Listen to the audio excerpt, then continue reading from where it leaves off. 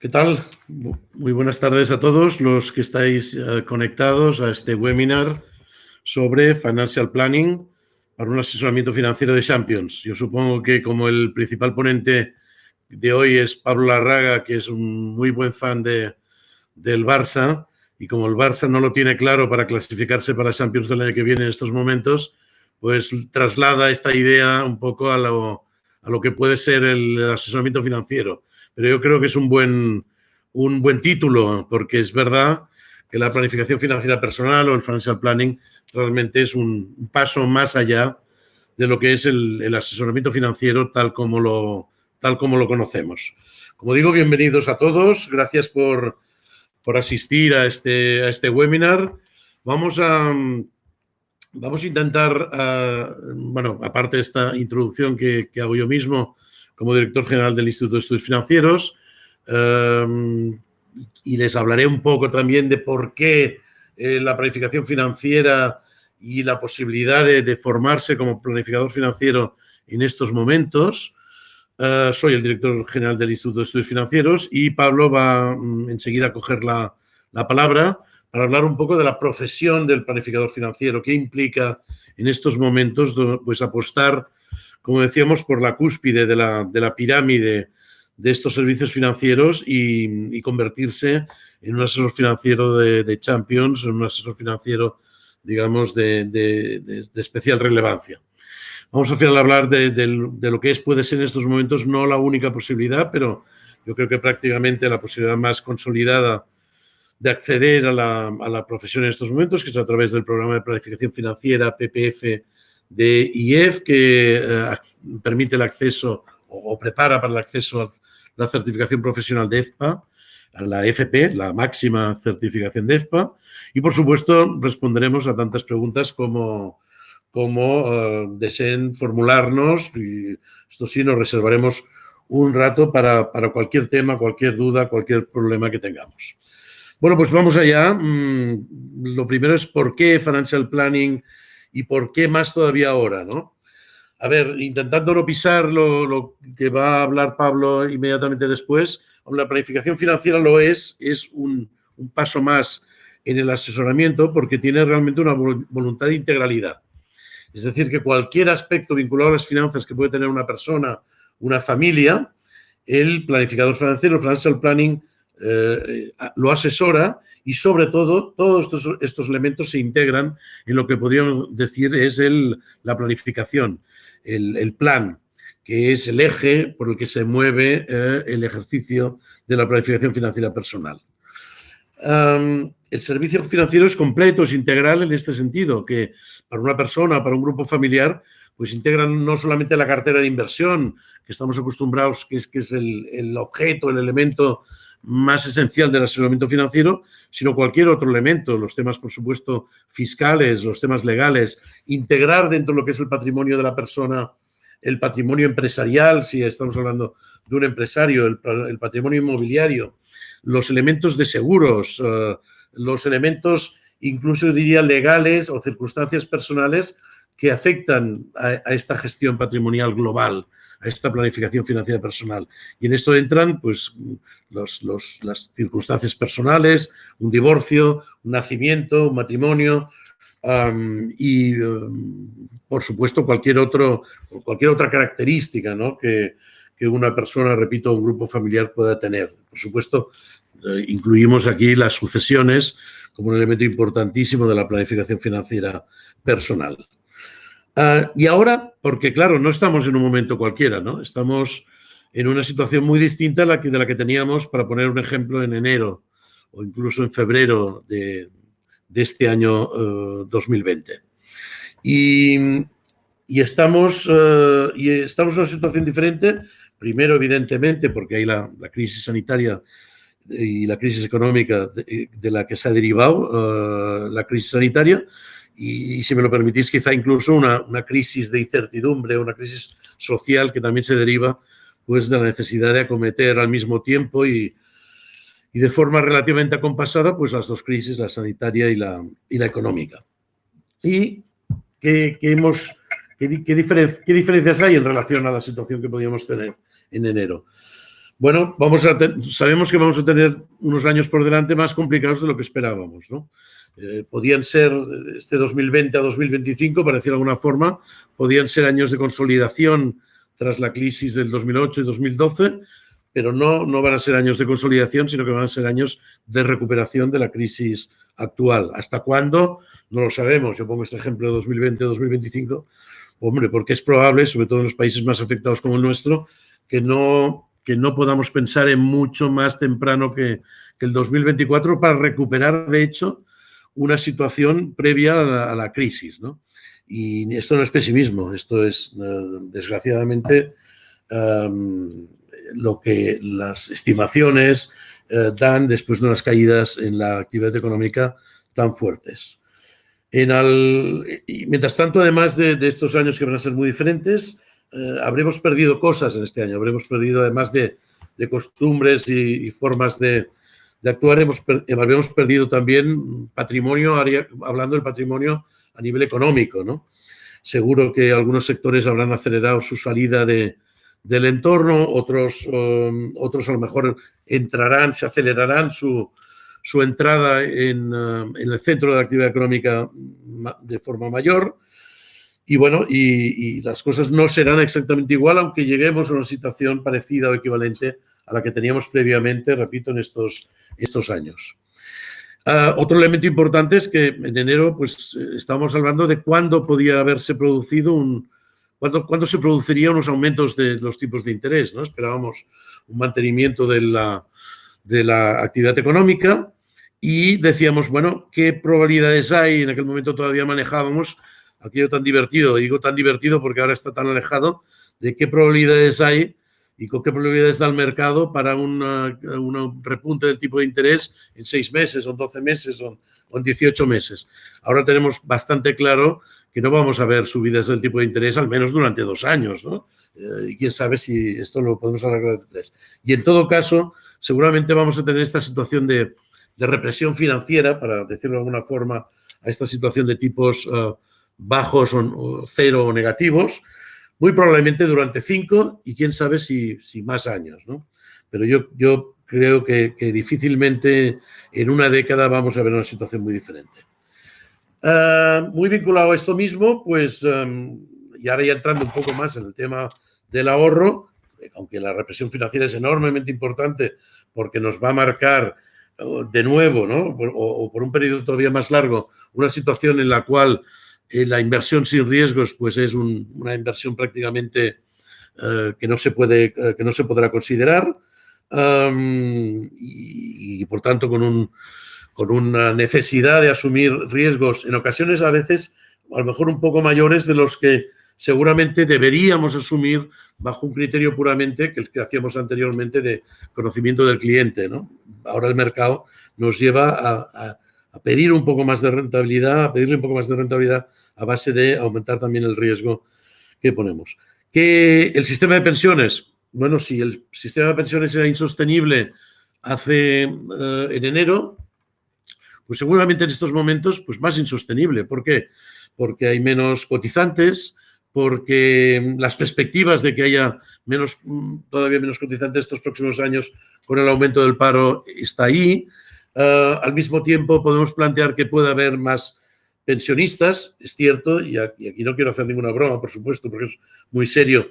Como sabéis, en los últimos meses ha habido una ligerísima caída del número de pensionistas debido, desgraciadamente, a los fallecimientos, ¿no? de personas que estaban cobrando pensiones.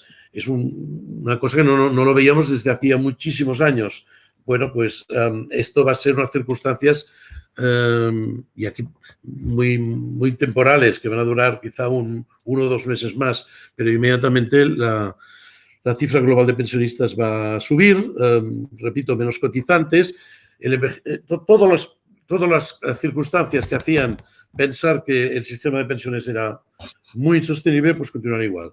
Y yo diría que quizá incluso con los acuerdos del Pacto de Toledo recientes, que lo único que hacen es prácticamente, pues sí, prever un poco de alargar un poco la edad de jubilación, pero sobre todo mantenimiento del poder adquisitivo de las pensiones actuales, del ratio del ratio de pensiones sobre último salario, etcétera, pues no avanza, yo diría, en absoluto hacia una mayor insostenibilidad. ¿Qué más elementos tenemos en estos momentos? Más incertidumbre general. Esto en estos momentos estamos viendo que está generando más ahorro.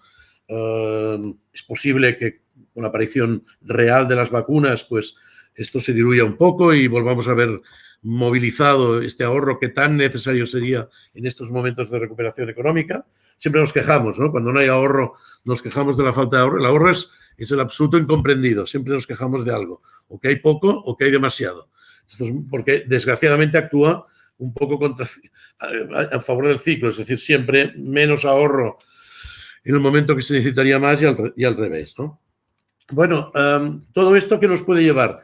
Pues seguro a mayor demanda de asesoramiento financiero y a mayor demanda de planificación, con la complejidad que se pueda dar.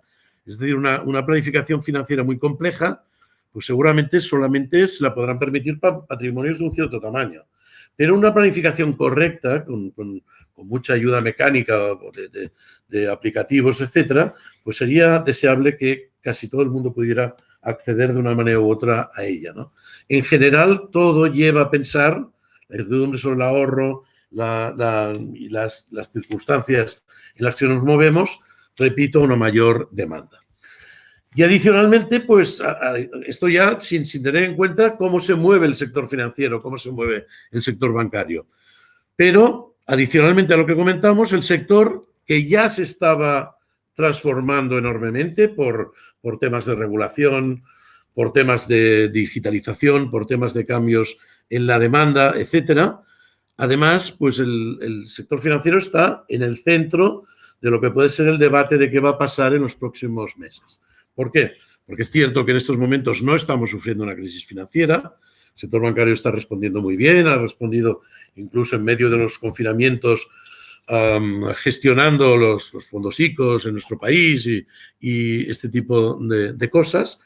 Pero lo cierto es que la morosidad llegará, si es que no ha empezado a llegar ya. Y con ella, dos cosas. La afectación correspondiente en los balances bancarios y además una cierta restricción del crédito también como respuesta a esta mayor morosidad. ¿Qué quiere decir? Hombre, que los bancos, esperemos que no, pero se han de cuidar para que realmente no surja de las entidades de créditos una crisis financiera que se una a las otras crisis. Para ello, el Banco Central Europeo, que es el tutor absoluto de la banca en nuestro país y en toda la Europa del euro, pues ya ha marcado un poco lo que es el camino, que es un camino de fusiones, de ganar tamaño y, por tanto, de economías de escala que necesariamente va a implicar lo que ya se sabía que necesitaba el sector anteriormente, pero que ahora se va a acelerar, que es pues reducción de redes, reducción de servicios centrales y seguramente reducción de personal. Repito, impulsado por todas las fuerzas que ya llevaban a esto, especialmente la de la digitalización y de los cambios en la demanda, pero ahora además como defensa ante los riesgos de crisis financiera provocada, repito, por la morosidad y por la reducción de crédito. Ya el sector, lógicamente, con un buen nivel de responsabilidad y de obediencia, para decirlo de alguna forma, con el supervisor, pues se ha puesto en marcha. Como todavía no teníamos culminada la unión bancaria a nivel europeo, las fusiones transfronterizas son muy complejas, muy complicadas, tan complicadas que prácticamente ni se plantean en estos momentos. Repito, porque todavía no tenemos un marco normativo suficientemente común para plantear con facilidad estas fusiones transfronterizas. Mientras tanto, pues lo que se han enfocado son fusiones a nivel nacional. Desde hace unos meses conocemos una que se va a materializar en los próximos meses, que es la fusión de CaixaBank y Bankia, y nos anunciaron hace pocos días una posible, no confirmada, porque sencillamente se anunció las conversaciones entre BBVA y Sabadell.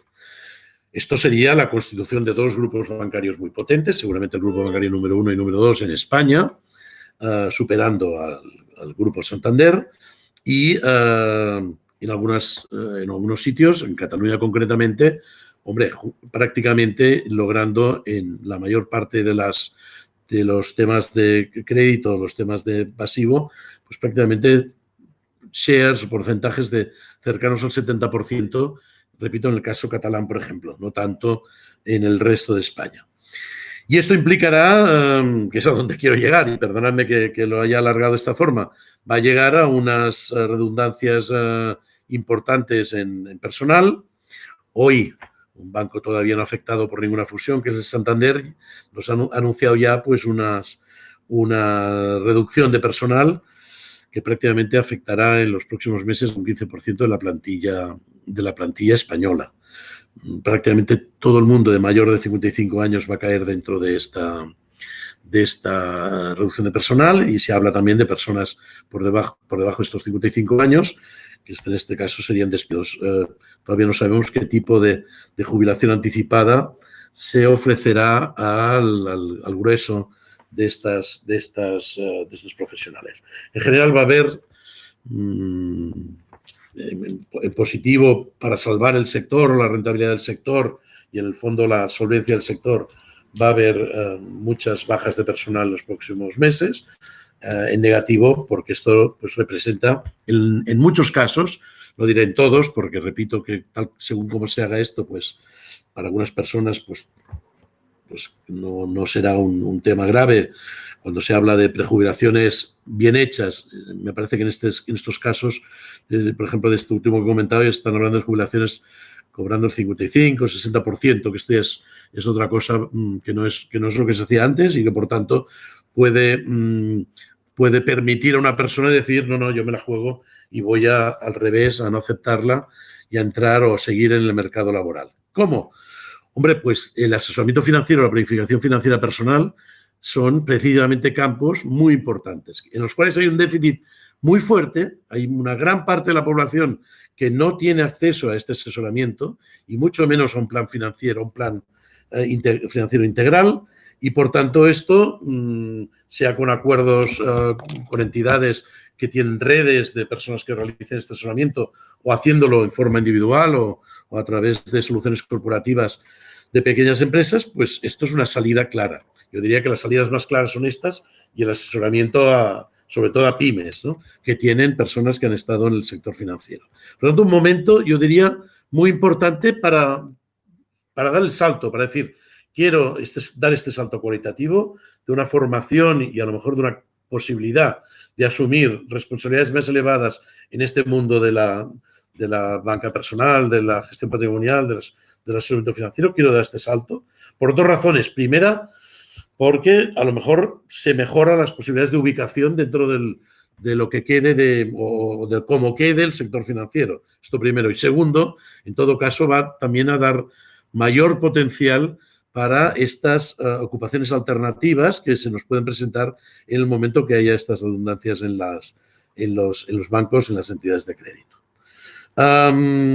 Si hubiera incluso otra razón, pues yo diría que es que el asesoramiento está cogiendo complejidad, y está cogiendo complejidad en muchos aspectos, que la salida probablemente más lógica sería aspirar a un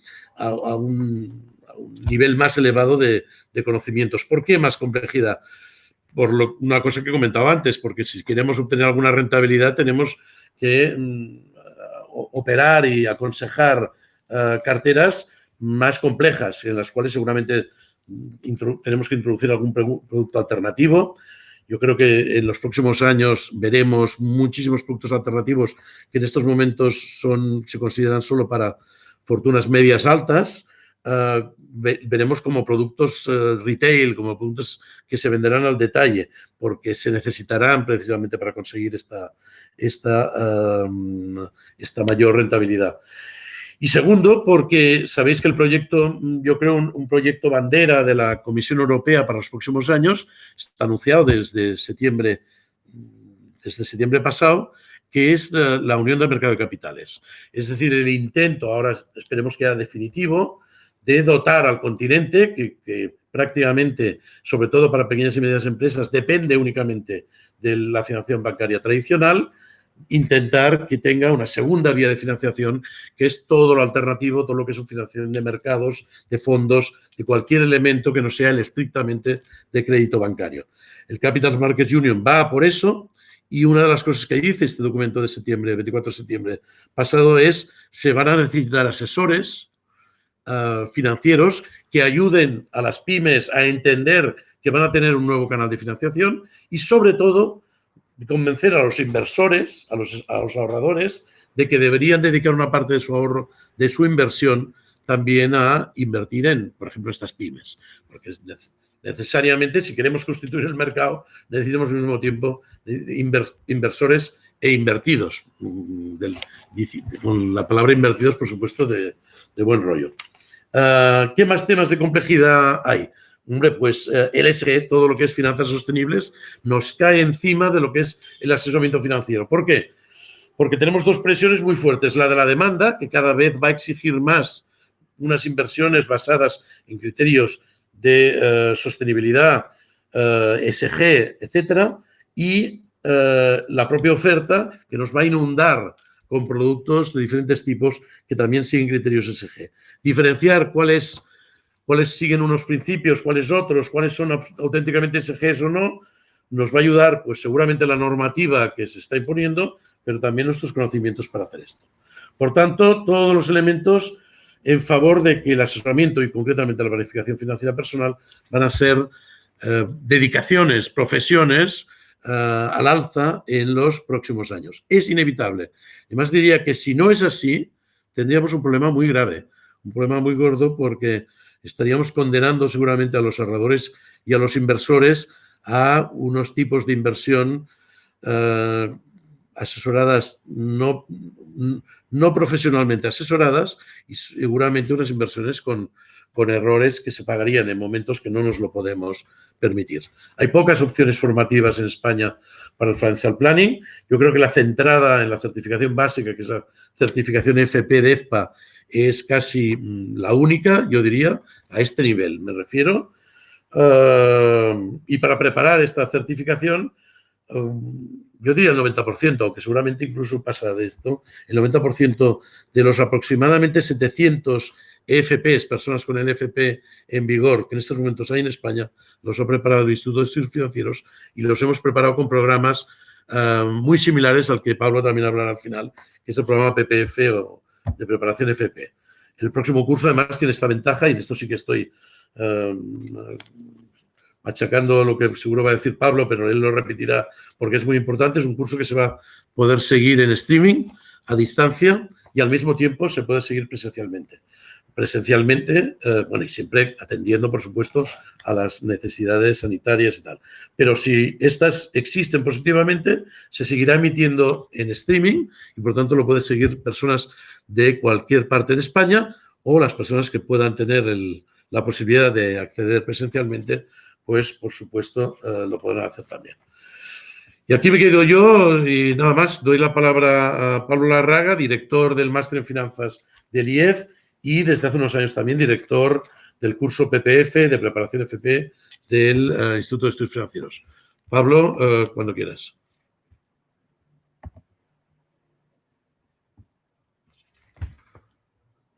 Pablo, me parece que no se te oye, ¿eh? ¿Yo al menos? Sí, ahora sí, ¿no? Sí. Bueno, bien, tenía el micro en silencio. Bueno, comentaba que la idea mía es hacer una exposición basándome en dos aspectos. Uno es la propia profesión del planificador financiero y la otra, el curso del IEF al que haremos referencia. Entonces yo aquí querría empezar con una anécdota que nos encontramos, yo diría que todos los años, cuando estamos en fase de entrevistas para alumnos que hacen el máster en el IEF, pues muchos de ellos se les pregunta, oye, ¿y de qué te gustaría trabajar cuando acabes el máster? Y lo cierto es que las respuestas, muchas de ellas van, pues me gustaría ir a una gestora de fondos de inversión, por supuesto en mercados financieros, me apasiona la bolsa, los derivados son fantásticos, pero al final casi todo el mundo acaba diciendo, me gustaría trabajar en banca privada. Claro, bien, entonces hay un mensaje importante, ¿no? Claro, ¿qué papel juega la banca privada dentro del panorama financiero español? Pues observar que aquí pues, ponemos una estadística de que en el año 2008 empleados de banca pues habían aproximadamente 278.000. Al inicio de este año hablábamos de 175.000 personas y de ellos, pues estrictamente banqueros privados, que es el nombre que se le da a quienes trabajan en los departamentos de banca privada, pues hablamos de 4.200 personas. Yo coincido en cierta medida, lamentablemente, con lo que ha expuesto Josep Solé, de que previsiblemente pues el panorama de fusiones y de situación financiera va a llevar a que esa cifra que aparece ahí de 175.000, pues es, digamos, muy previsible que se reduzca en una cierta magnitud.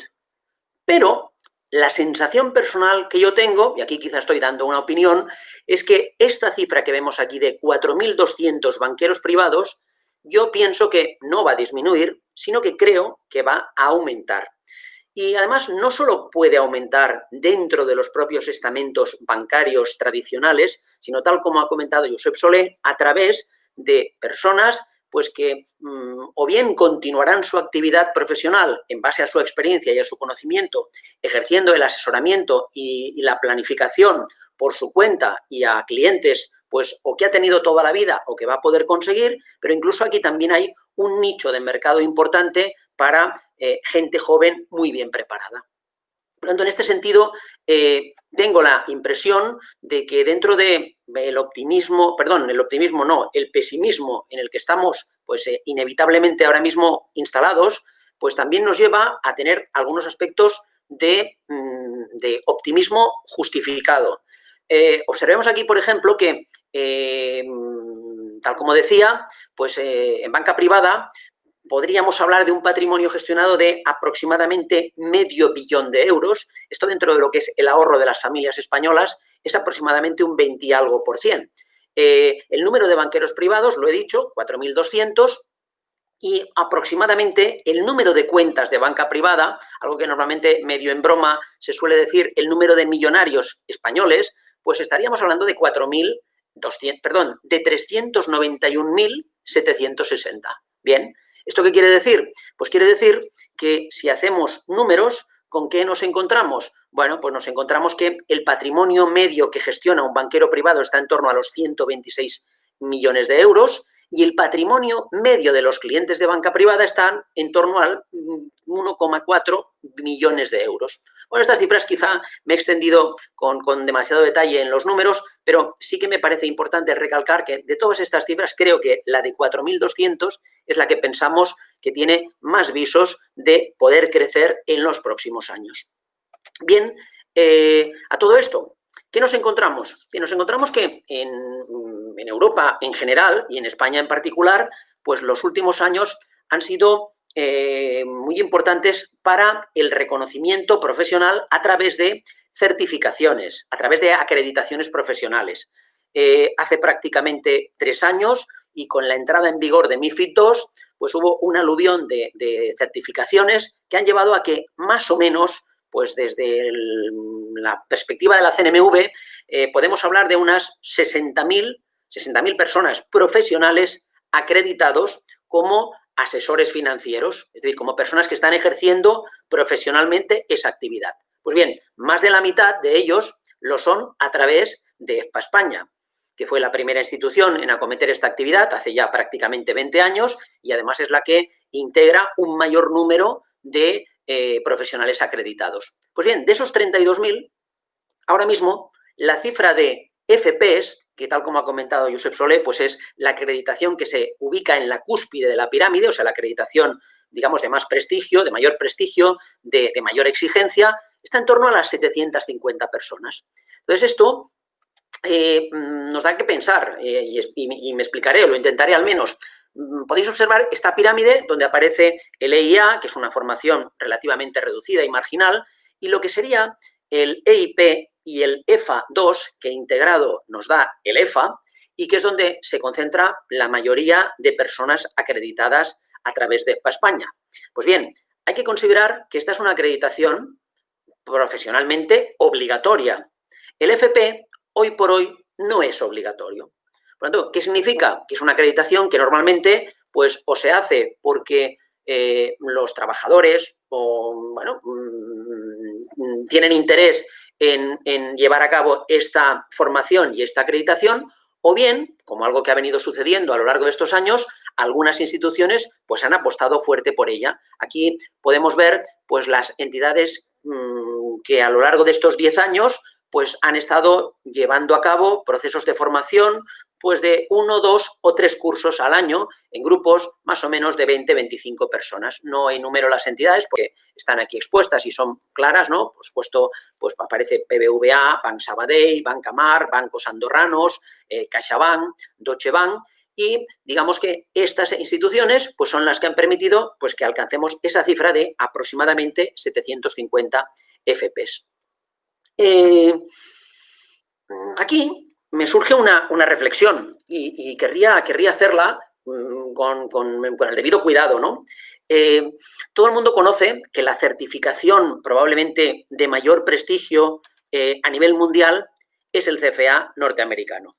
Pero yo querría recalcar que en el CFA la A es de analista y pues el éxito de esta certificación con prácticamente 60 años de historia es que pues, el año pasado pues, se presentaron a sus exámenes 354.000 candidatos, muchos de ellos norteamericanos, aunque claro, cada vez menos, muchos asiáticos, cada vez más, y también muchos europeos.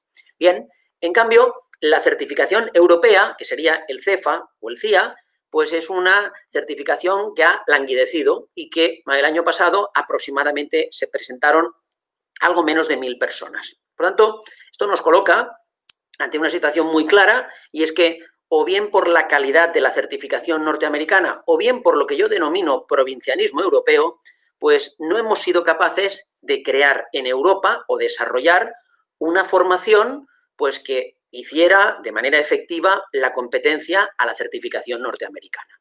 Bien, esto lo llevó al terreno no del asesoramiento, o sea, perdón, no a la A de analista, sino a la P de planificador o a la A de asesor. ¿Qué nos encontramos? Pues bien, lo que nos encontramos es que en Estados Unidos, como no podía ser de otra manera, hay una organización que es CFP, que sería el equivalente al CFA, pero para planificadores financieros, que está en Washington, y donde hay pues cerca de 190.000 personas certificadas. Bien, ya he comentado que nosotros tenemos en España 750 FPs. Por tanto, ¿el mensaje cuál es? El mensaje es que realmente yo creo que esta es una certificación con un recorrido importante a efectuar y me hago la siguiente pregunta. Claro, yo me hago la pregunta y yo también me daré la respuesta, pero creo que es una respuesta con fundamento. Pregunta, ¿tiene mucho sentido que un español o un europeo se plantee obtener un certificado de planificador norteamericano? Claro, la pregunta es, ¿la normativa legal es la misma en Estados Unidos que en España, que en Europa? La normativa de derecho sucesorio, toda la normativa fiscal, los aspectos vinculados con el sector asegurador, incluso temas de carácter inmobiliario. Por lo tanto, mi pensamiento es que, lógicamente, esta acreditación, FP, es una acreditación que está llamada a crecer significativamente y, además, lo creo también por una cuestión que ha mencionado Josep Solé, y es que, lógicamente, el servicio bancario, que yo creo que en los últimos años, como no podía ser de otra manera, ha ido mejorando, pero está llamado a mejorar desde el punto de vista de prestación de servicios a los clientes, y para ello pues es muy necesario y muy conveniente pues una mejora en cuanto a aspecto formativo, en cuanto a desarrollo profesional, y por ese motivo creemos pues que estamos en condiciones, tanto desde el punto de vista de EFPA España como certificador, como del IEF, de ofrecer un programa consistente al que voy a hacer referencia inmediatamente. El tema de la planificación financiera es una cuestión que querría un poco ubicarla, ¿no? Porque uno se plantea, bueno, pero ¿dónde acaba y dónde empieza la banca universal, la banca personal, la privada, la planificación financiera, el family office? Esto Observar que, por ejemplo, aquí no he incluido la banca de empresas, que probablemente estaría en un segmento claramente diferenciado, o incluso la banca institucional.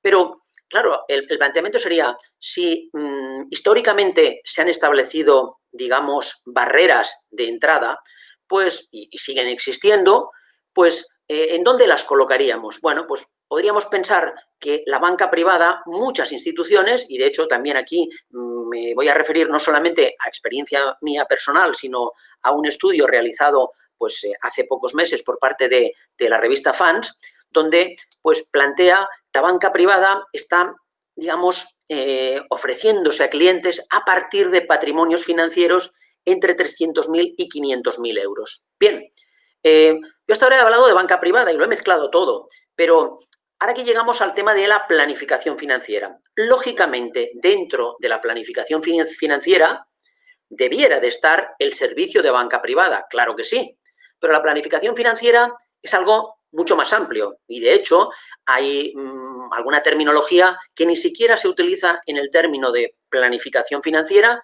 sino que es más agresiva, más contundente y hablamos de planificación integral. Entonces, aquí nos empezamos a mover en cifras, lógicamente, algo superiores, 5, 10, 15 millones de euros, depende de las instituciones, y ya podríamos llegar a lo que sería el Family Office, donde, como podéis observar, pues aquí estamos hablando ya de cifras holgadamente superiores. Bien, pues el planificador financiero, que insisto, pues a partir de ahora voy a intentar referirme a él, ya sea terminológicamente o conceptualmente como planificación integral, pues si lo ponemos a definir, pues hablamos de, bueno, yo empezaría por decir que la planificación es justo lo contrario de la improvisación. Por lo tanto, es cierto que las personas brillantes pueden improvisar y lo hacen bien, no es mi caso.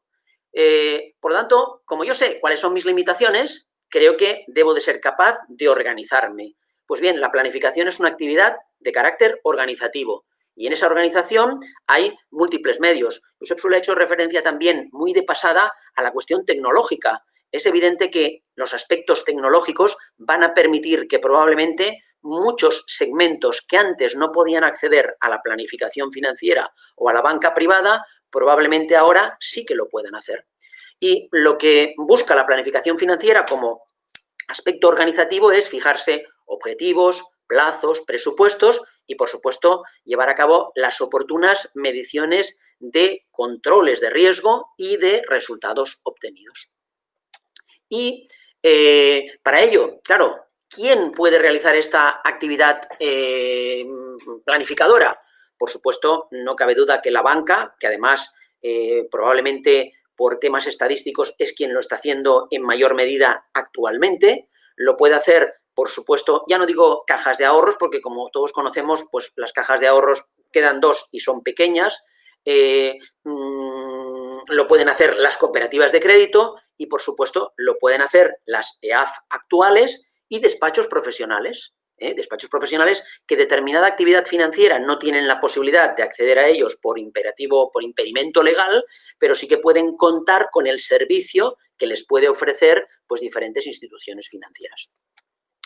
Y bien, claro, el servicio de planificación integral, ¿qué puede incorporar? Bien, pues por supuesto, todo lo que hace referencia a los temas financieros e inmobiliarios de una familia, de un grupo familiar. Y todo eso adecuadamente combinado dentro del binomio rentabilidad-riesgo. Otro aspecto que yo creo que es primordial y es prácticamente imprescindible en cualquier planificación, todo lo que hace referencia a la jubilación. Josep Solé nos ha expuesto un panorama que lógicamente es preocupante porque digamos que los números son números difíciles de cuadrar. Yo habría añadido modestamente a todo lo que ha comentado Josep Solé, pues en qué medida algo nos podría ayudar o nos ha venido ayudando el incremento de la inmigración, digamos, como mecanismo, pensando en que eso pueda en algún momento incrementar las cotizaciones y que eso acabe ayudando algo a quienes tenemos ya una cierta edad, podamos aspirar a jubilarnos y cobrar pensiones mínimamente dignas.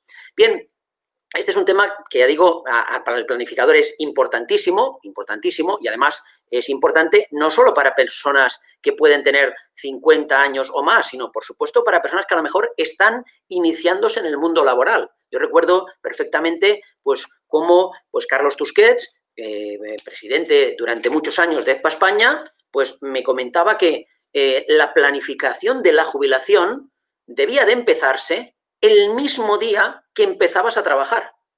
Incluso hay alguien que hasta era más agresivo y planteaba que hasta se podía iniciar el día que naces. Bueno, pues desde luego, no sé si la de la jubilación, pero la del ahorro sí que se puede iniciar el día que se nace.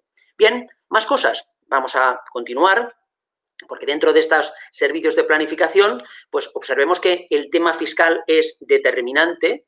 Una buena planificación fiscal te permite ahorrar muchísimo dinero, pero además, si pensamos en la sucesión, pues permite también que los herederos puedan disponer de un patrimonio, digamos, de mayor magnitud. Por lo tanto, en este sentido, es muy importante todo lo que hace referencia a impuestos sobre sucesiones y donaciones.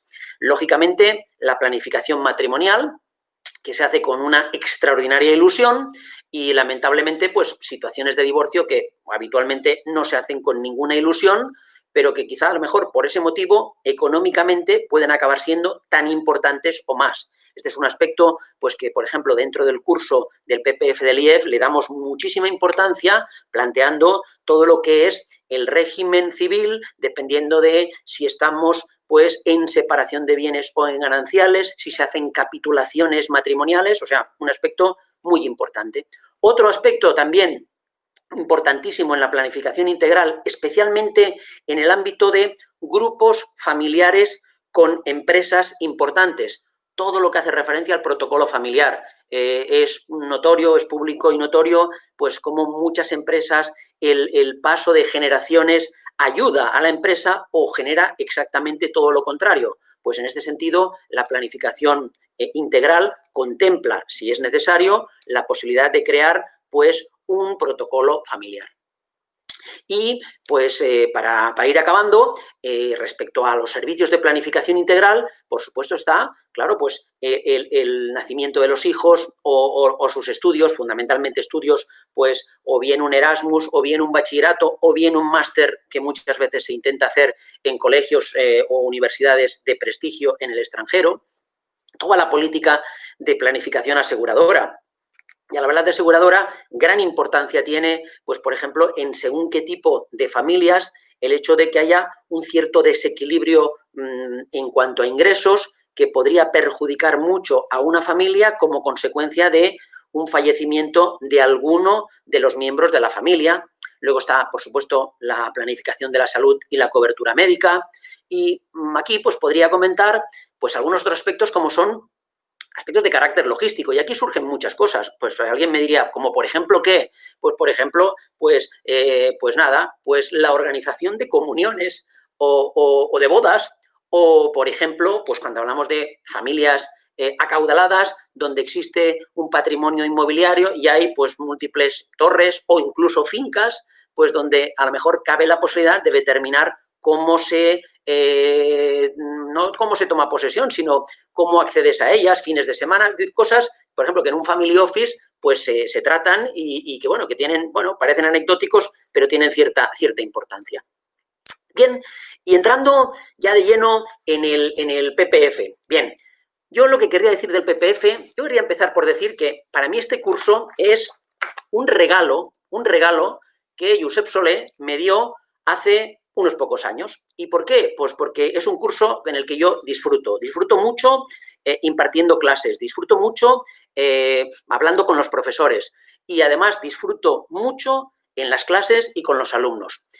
¿Cuál es el motivo? Pues el motivo es porque normalmente, y diría que sin excepciones, nos encontramos con alumnos que hacen el curso porque realmente les apetece, porque tienen interés y porque además asumen que este va a ser un curso serio, un curso riguroso. Este año, por primera vez, pues, y por las circunstancias que se han dado y porque nos estamos adaptando a ello, y yo creo que lo estamos haciendo pues con mucha ilusión y además intentando hacerlo de manera muy eficiente, pues el curso va a tener esa doble componente, y es decir, que habrá alumnos, por ejemplo, de Barcelona, que quieran asistir presencialmente. Pero en estos momentos, pues tenemos alumnos matriculados de diferentes lugares de España, que lógicamente, pues no les va a ir bien venir cada 2 semanas a Barcelona. Pues esos alumnos podrán seguir el curso en modalidad de streaming, o sea, de forma simultánea, es decir, que habrá alumnos que estarán presencialmente en clase y alumnos que estarán en sus lugares de residencia. Y el objetivo es que la clase sea exactamente igual y con la misma participación para unos que para otros, ofreciendo además la posibilidad pues, de que algún alumno que se ha apuntado, se ha matriculado de manera presencial, pero pues resulta que la clase la tiene el sábado por la mañana y ha pasado mala noche, el viernes pues dice, oye, que no puedo venir, pues puede seguir el curso desde su casa. O alguien pues que habitualmente pues reside, pues tenemos en estos momentos alumnos en Bilbao, en Madrid, en La Coruña, y dice, no, pues mira, es que este fin de semana yo querré venir a Barcelona porque me apetece ir al IEF y me apetece conocer a mis compañeros. Muy bien, pues puede perfectamente alternar esa formación. Sí que es cierto que, lógicamente, por una cuestión logística, os pediremos que en la medida de lo posible, quien participe en el curso, pues que lo avise con una cierta antelación. En cuanto a la duración del curso, pues estamos hablando de 112, 114 horas. El curso se hace viernes tarde y sábado mañana, son 8 horas y además es quincenal. Es decir, que semana sí, semana no, pues tenemos curso. El servicio, además, dentro de lo que es una prestación que ofrecemos a nuestros alumnos, tanto presenciales como a distancia, es la posibilidad de que el curso, digamos que tiene una componente de explicación por parte de los profesores, es decir, de docencia tradicional, pero también requiere estudio por parte de los alumnos. Es decir, sin ánimo de asustar, luego lo comentaré, pero las unidades didácticas del PPF pues las revisamos con frecuencia. La última revisión fue precisamente a finales del año pasado y podemos estar hablando aproximadamente de 1000 páginas. Esas 1000 páginas pueden parecer mucho, pero insisto, quedan distribuidas entre 7 módulos y por tanto son asequibles. Es documentación que tendréis a vuestra disposición en el campus, que la podréis consultar y que, insisto, ante posibles dudas de materiales, cabe la posibilidad de tener tutorías personalizadas o bien con el profesor que ha impartido o va a impartir una determinada materia o bien con el director del curso. Bien, más cosas. Yo os decía antes el regalo que para mí ha sido el poder participar en este curso y es porque el plantel de profesores creo que es excelente. Creo que se da una peculiaridad y es que todos ellos ejercen o han ejercido su actividad profesional en la materia que imparten y además son pues, excelentes docentes. Por lo tanto, en este sentido, creo que son sesiones en las que quien participa pues tiene la oportunidad, yo creo que de disfrutar. Además, como en muchos casos, en la mayoría, se trata de profesionales, pues yo creo que el intercambio de conocimientos, la retroactividad es muy, muy positiva y por esto creo que son sesiones muy, muy amenas. Y si me voy centrando un poco en uno de los objetivos del curso, uno de los objetivos del curso pues es el presentarse a la acreditación profesional de EFPA España. Bien, en este sentido, en el IEF, pues la verdad es que tenemos mucha experiencia. Llevamos 20 años preparando a nuestros alumnos para asistir a los exámenes del EIP, el EFA2, el EFA o el FP. Creo que no exagero ni me equivoco al decir que de esas 32.000 personas acreditadas por EFPA España, aproximadamente el 60% lo son como alumnos del IEF. Esa cifra, en concreto, si nos vamos al FP, pues ya no es de un 60%, está próxima al 80%. Por lo tanto, tal como digo, sabemos o creemos saber muy bien cómo preparar a nuestros alumnos, por una parte para que el curso les resulte útil, satisfactorio, pero además para que también les resulte muy llevadera la preparación del examen para afrontarlo con máximas garantías. En este sentido, sobre que aquí yo digo programa adaptado y adaptable al sílabus. Esto parece un juego de palabras, pero intentaré explicarme. ¿Qué quiere decir? Quiere decir que ahora mismo el programa del PPF del IEF está perfectamente adaptado al examen FP de EFPA España. Ya veis que aquí hay muchas Fs, siempre hay Fs de financiero, siempre, ¿no? Pero claro, es previsible que EFPA España en algún momento, porque además hay rumores en este sentido, haga cambios en el programa. Claro, cambios pues que a todos no todos nos podemos imaginar por dónde pueden ir, ¿no? Es decir, aspectos vinculados con las finanzas sostenibles, las finanzas conductuales, las nuevas tecnologías. Pues en este sentido es evidente que en el IEF ya estamos planteándonos el incluso adaptarnos a esos cambios y, por supuesto, cuando se confirmen, pues poderos proporcionar exactamente todo lo necesario para afrontar el examen con las máximas garantías. Y bien, esto es lo que os comentaba antes, las unidades didácticas a las que tendréis acceso a través del campus, donde tendréis archivos PDF descargables, clasificados por unidades didácticas, y donde pues también me gustaría comentaros que, lógicamente, dentro de lo que es la preparación para los exámenes, pues nuestro objetivo, ¿cuál es? Pues nuestro objetivo es que vosotros podáis ir a un examen aproximadamente con una batería en torno a las 1000 preguntas, pues que son del estilo de las que suelen salir en los exámenes de EFPA España, porque en la web tenemos colgados algunos exámenes, EFPA, tiene colgados algunos exámenes, y porque además, por la experiencia que tenemos, pues hemos ido viendo pues en qué aspectos se pone más o menos énfasis, y además no solamente tenemos, tal como os digo, una batería de aproximadamente 1000 preguntas, sino que tenemos pues un número muy importante de ejercicios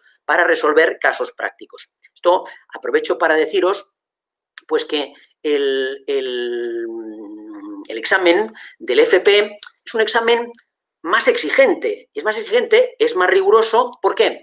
Porque a diferencia de quien ha ido a un examen del EFA, que como sabéis es 1 hora y media de examen tipo test y luego 1 hora de examen práctico, que no se caracteriza por ser especialmente, digamos, exigente, cuando hablamos del FP, o sea, cuando hablaba ahora de examen EFA, me refería a 1 hora y media examen tipo test, 1 hora examen práctico. Aquí estamos hablando en el FP de 2 horas de examen tipo test, también 50 preguntas, solo 3 respuestas, 1 a elegir. Por lo tanto, aquí rebajamos, digamos, la exigencia en cuanto al tema nota, y luego un caso práctico largo de 4 horas.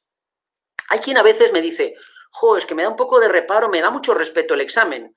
Pues bien, yo diría que, primera, que quien haga el curso, quien lo siga, quien lo trabaje, va a estar en condiciones óptimas de afrontar el examen con garantías plenas.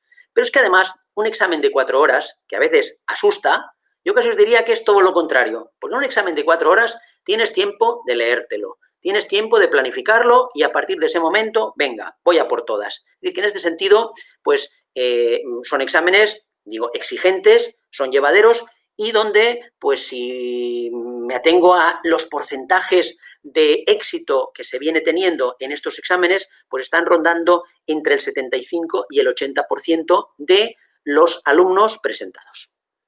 Y yo con esto, pues no me querría extender más. Hay una parte del programa, pero que realmente ya hemos hecho un poco referencia a ello. Es decir, ¿qué partes se abordan en el programa? Pues, por supuesto, mercados financieros, renta fija, derivados, renta variable, private equity, hedge funds, commodities, política monetaria y política fiscal. O sea, esto sería, digamos, mercados financieros e inversiones alternativas. A todo eso le añadimos un apartado que es la gestión de carteras. Observar que hablamos de gestión, no hablamos de teoría. Es decir, aquí ya o nos olvidamos o al menos no tenemos muy presente ni a Markovich ni quizá a Sharpe. Es decir, ¿qué es lo que tenemos presente? Pues fundamentalmente diseño de carteras, estilos de gestión, análisis de diferentes ratios, es decir, una preparación muy práctica, muy enfocada a lo que puede ser la actividad de un gestor o de un evaluador de inversiones financieras.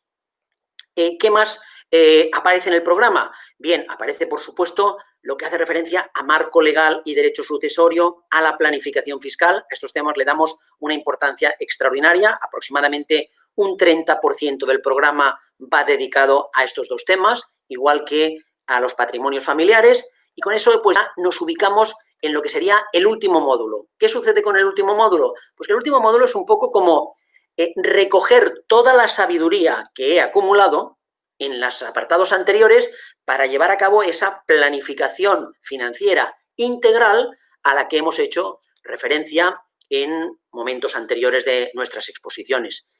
Y el último apartado pues hace referencia a TER, repaso y simulación, donde ya he comentado pues que fundamentalmente el objetivo es, este módulo H sería algo así como el sprint final o el último puerto de montaña en las semanas previas a los exámenes del FP, que como sabéis de manera regular se convocan en los meses de julio y de noviembre y que por las circunstancias vinculadas con la COVID-19, pues este año no ha sido posible convocarlos. Y yo, pues quizá habiéndome extendido un poquito más de lo que quería, bueno, ya habéis visto que he intentado no hacer eso que siempre decimos los ponentes de os prometo que voy a ser breve, ¿no? Porque luego, claro, nunca lo somos, ¿no?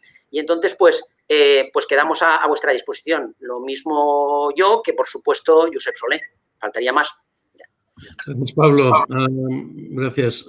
Oye, y quizá el que se ha pasado más del tiempo que tenía era yo, o sea que tranquilo. Tenemos alguna pregunta. ¿En qué medida se vuelven a ver los contenidos dados en EFA? Esto claramente seguro que puedes contestar tú. Sí, yo diría que aquí hay dos aspectos. En las documentaciones que os entregamos, nosotros en todos los documentos colocamos un primer apartado, un primer capítulo. De hecho, pues por ejemplo, vamos a buscar aquí. Veis aquí gestión de carteras, dice repaso de conceptos. Esto en las unidades didácticas lo incorporamos. En clase yo diría que se intenta no repasar demasiado. Y me explicaré por qué.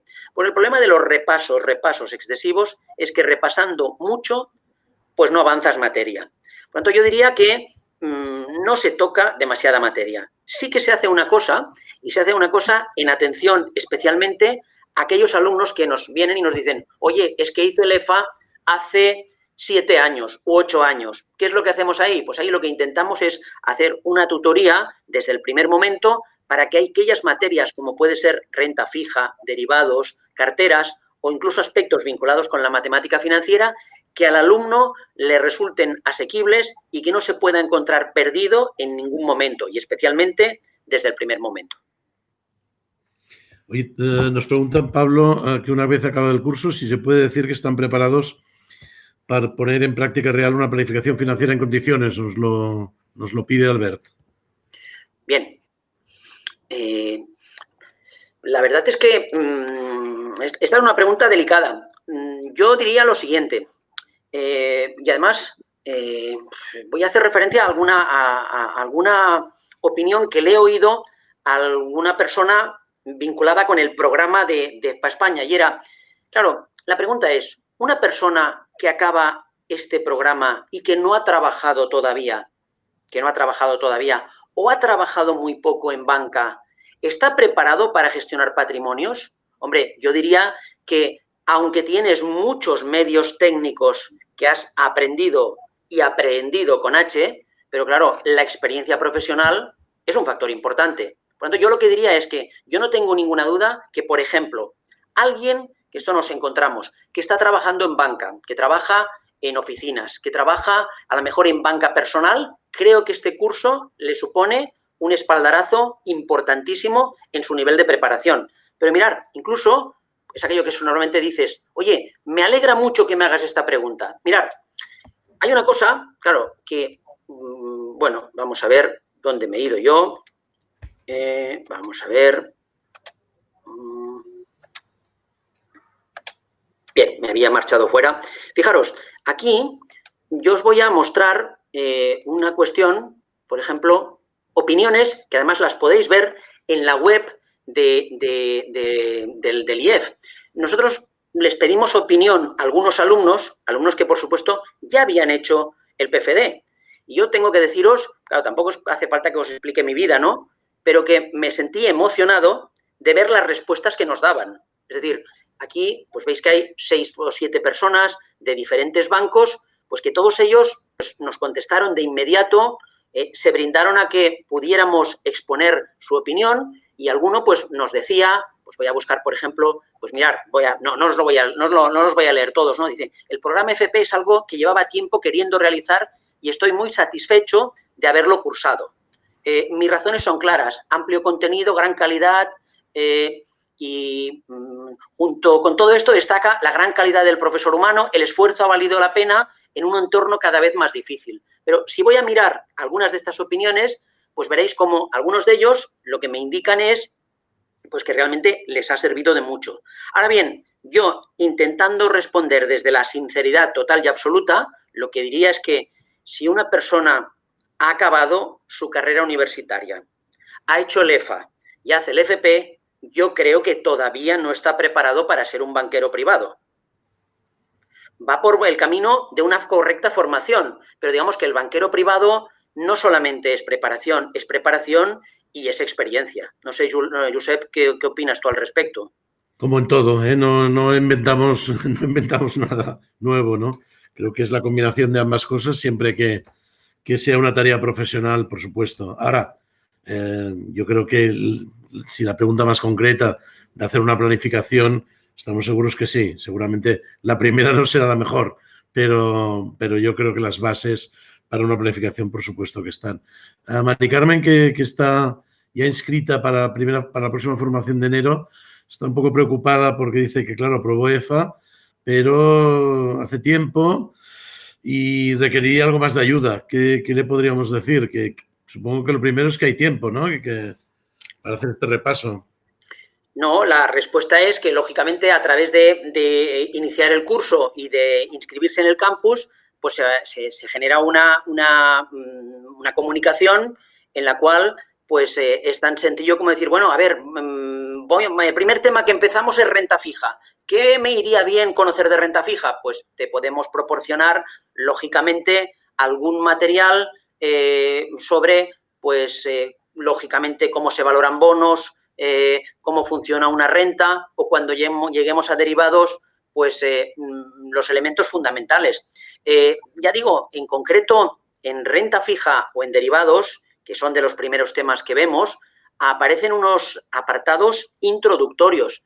El objetivo de esos apartados introductorios es colocarse otra vez en la línea de más o menos en el enlace entre donde acabé el EFA y donde empiezo el FP. Pero en este sentido, pues si tú ya estás matriculada, lo que creo que conviene que hagas es a través del campus contactar con nosotros y además, en este caso, como ya lo estás haciendo de esta manera, yo, por ejemplo, mañana, pues lo que haré es contactar con la persona que lleva el curso en el IEF, que es Alicia Martínez, para ponernos en contacto contigo y concretar este tema. Incluso te diría más, yo, por ejemplo, pues con algunas de las personas que ya se han matriculado, pues he tenido conversaciones telefónicas. O sea, que en este sentido lo que intentamos es que haya un feedback pues intenso y, por supuesto, nada distante. Y, por supuesto, si necesitas alguna documentación que ya más actualizada, la tendrás seguro, ¿eh? O sea, que no te preocupes. Oye, Mario nos hace un par de preguntas interesantes, aunque la primera te la dejo por a ti porque es más complicado. ¿Qué esfuerzo en horas diarias de estudio crees necesarias? Te la contestas tú. La segunda yo creo que es importante responderla. ¿Se busca aprobar el examen o se busca salir formado independientemente de que se apruebe o no? Yo creo que hemos decidido en esto taxativo, ¿no? Las dos cosas. El curso busca los dos objetivos, pero por supuesto, si hay una persona que quiere hacer el curso para formarse, yo creo que el examen tiene dos incentivos, la certificación profesional, por supuesto, pero también tiene el incentivo de forzarte a ti mismo a llevar un ritmo determinado para llegar a una evaluación. Esto siempre nos ayuda. Desgraciadamente somos así, ¿no? Nos han hecho de esta forma. Los exámenes, más que nada, nos sirven para... tengo ese horizonte y sobre ese horizonte trabajo. Pero dicho esto, la persona que quiere hacer, por supuesto, el curso, quiere formarse, yo creo que tiene un curso magnífico y no se ha de preocupar del examen. Esto es así, sin ninguna duda. No estaremos perdiendo tiempo en... esta es una clase más que nada de preparación del... No. La preparación del examen se hace a través de los conocimientos y la aplicación y solo a través de esto. No vamos a... Tenemos que responder a 2000 preguntas para así acertarlas, ¿no? Porque la parte más importante de este examen es un caso integrado y, por tanto, ¿de qué serviría, no? Intentar responder a muchísimas preguntas y tal. Contundentemente, en las personas que solamente buscan, que no tienen no quieren la certificación, este es exactamente también un buen curso de planificación financiera personal. Sobre el tiempo a dedicar, Pablo, es complicado, ¿no? Sí, bueno, es complicado, pero sí que podemos hablar de una horquilla, ¿no? Es decir, aquí yo creo que hay, por supuesto, hay dos aspectos. Uno es, lógicamente, las aptitudes con P de cada persona son las que son. Y luego está un aspecto también muy importante y es cuántos años hace que hice el EFA. En función de esas dos cosas, yo creo que podemos estar hablando aproximadamente entre las 150 y las 200 horas. Pero claro, 150 a 200 horas, pensemos en lo siguiente. El PPF del IEF es un curso que ya es exigente para superarlo.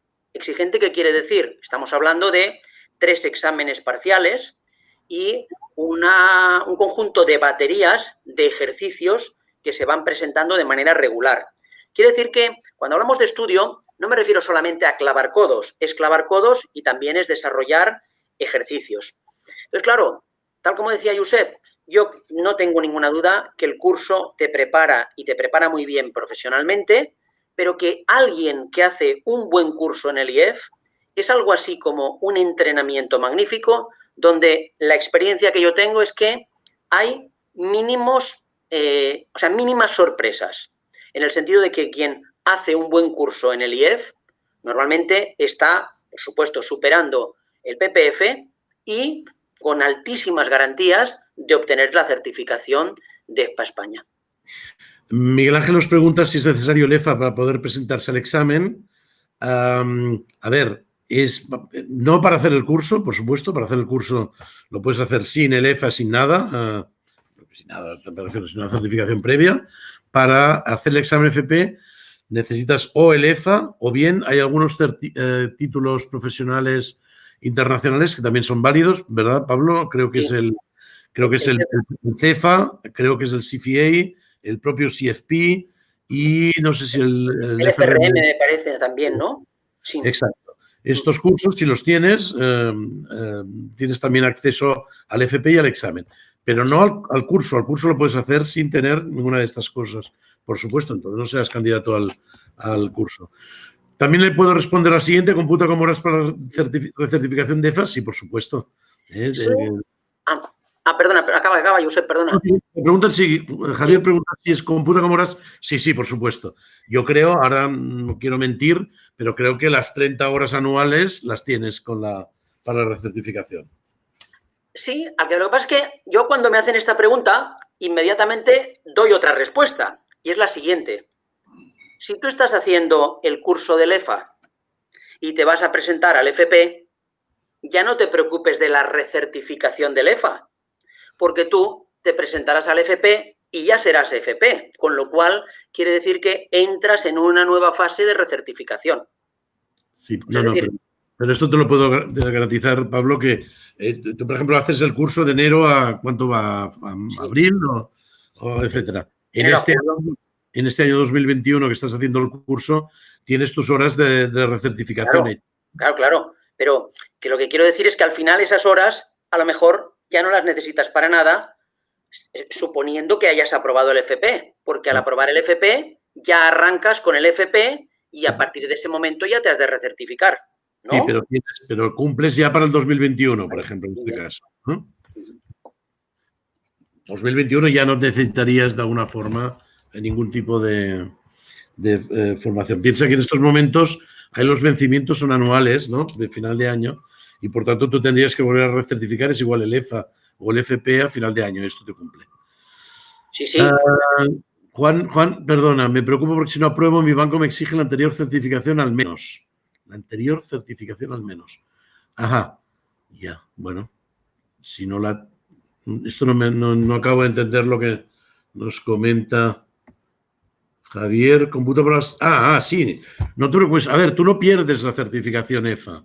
La certificación EFA la has ganado. Tú sacas la certificación FP, la tienes. Lo que pasa de cara a la recertificación, solamente te computará una de ellas. En este caso, la del FP, supongo. No. Incluso te diría que tú puedes renunciar a la certificación FP, que creo que tiene alguna hora más que la EFA, y por tanto decir, no, oiga, yo quiero continuar estando en el registro de EFA. Esto, por supuesto, no lo pierdes en absoluto.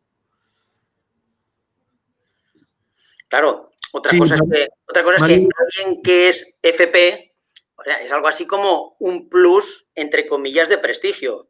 Claro, desde luego, si yo consiguiera el FP, me enorgullezco de ello. Y claro, esto además, claro, lo digo yo, ¿por qué? Claro, yo intenté predicar con el ejemplo y yo me presenté a la primera promoción de FP en el año 2010. Por lo tanto, claro, todo el respeto del mundo hacia los acreditados de EFA, claro que sí. Pero claro, si soy FP, no es que vaya, por ejemplo, una cosa que se observa en muchos FPs, pues por ejemplo, ahora ponía alguna opinión de alguna persona de BBVA y de algún otro banco, es que muchos FPs firman sus emails con el logo de EFPA España y además haciendo constar el número de FP que son. Caramba, esto... Claro, sí. Estás poniendo muy duro, estás poniendo muy bien. David tiene la duda todavía que si te puedes presentar directamente al examen FP. No. Para presentarte al examen FP de EFPA, necesitas o el EFA de EFPA o algunos certificados internacionales que son CEFA, CFA, CFP y el FRM. No creo que haya ninguno más. Esto es definitivo. Necesitas una de estas cosas para presentarte al certificado FP de EFPA. Pero repito, para hacer el curso y tener el diploma conforme has superado el curso de IEF, de FPP, pues esto, por supuesto, lo puedes hacer y te presentas. Nos podemos apuntar y podemos empezar a repasar el temario EFA. A ver, sí, os vamos a dar os podemos apuntar y yo creo que esto, Pablo, podemos organizarlo de que tengan como un acceso antes de al curso y no, o sea, ya se está haciendo, ¿eh? Al campus, y al campus del curso. Ahora, cuidado con esto de toda la documentación EFA. Yo soy partidario de que pidáis o utilicéis solo algunas documentaciones. Ahora, que no os carguéis con repasar todo el EFA en todos los sentidos y tal. Yo diría, bueno, pues me pongo a repasar gestión de carteras o me pongo a repasar los temas fiscales y normativos que han cambiado un poco, que se han incorporado. Perfecto. Pero tampoco os enredéis ahora con intentar hacer en el mes y medio anterior todo el curso de EFA y tal. Yo creo que lo tenéis que graduar un poco. Ahora mismo hay alumnos que se han matriculado, el campus está abierto y ya tienen acceso a la documentación del FP. Claro, lógicamente, lo recomendable es que en la medida que el curso... Pablo, piden la documentación del EFA. Espera. No, es que voy por ahí, ya llego a eso. Es decir, en esa documentación del FP, que lógicamente lo normal es que te la mires por orden. Si empezamos con política monetaria y política fiscal, renta fija y derivados, quien ya se está mirando esas unidades didácticas del FP se encuentra que en esa documentación, en el primer capítulo del módulo de renta fija, hay, pues no sabría decir si 30 páginas dedicadas a repaso de EFA.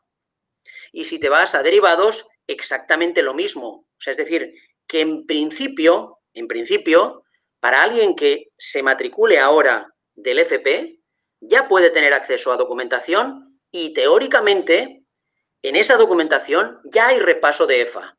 Otra cosa distinta es que alguien diga, me la he repasado, me la he mirado y no la entiendo. Bueno, pues hablemos qué es lo que tengo dificultades. Pues eso se puede subsanar, pero en la documentación actual ya hay elementos de repaso del EFA.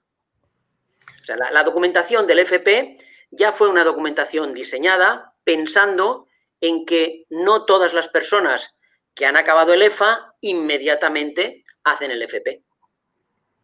Perfecto. Vamos a esperar a José Ignacio, que está escribiendo una pregunta. Y si os parece, con esta la cerramos. El calendario está establecido. Podemos solicitar un calendario al IEF. Por supuesto que lo podéis solicitar. ¿Te acuerdas de medio memoria, Pablo? Del calendario. ¿Empieza en mitad de enero? ¿O? Sí, la empieza inmediatamente después de Reyes. Inmediatamente después de Reyes, pues tenemos la primera sesión.